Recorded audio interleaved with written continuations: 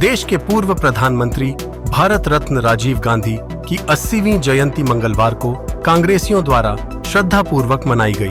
कांग्रेस जिला उपाध्यक्ष सह प्रदेश प्रतिनिधि ज्योति झा ने पुरानी बस स्टैंड मधेपुर स्थित अपने आवासीय कार्यालय में जयंती समारोह मनाया। मौके पर उपस्थित लोगों ने पूर्व प्रधानमंत्री राजीव गांधी के तैल चित्र पर बारी बारी से श्रद्धा सुमन अर्पित किया।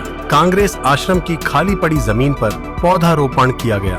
कंसार पोखरा के तट पर स्थित महादलित टोला में बच्चों के बीच कॉपी, कलम एवं बिस्किट का वितरण किया गया। इस दौरान राजीव गांधी अमर रहे के नारों से आसपास का वातावरण गुंजायमान हो उठा। जयंती समारोह को संबोधित करते हुए कांग्रेस के प्रदेश प्रतिनिधि ज्योति झा ने कहा कि भारत रत्न राजीव गांधी की दूरगामी सोच का परिणाम है कि आज सबके हाथ में एंड्रॉयड मोबाइल है। उन्हें भारत में कंप्यूटर क्रांति का जनक कहा जाता है।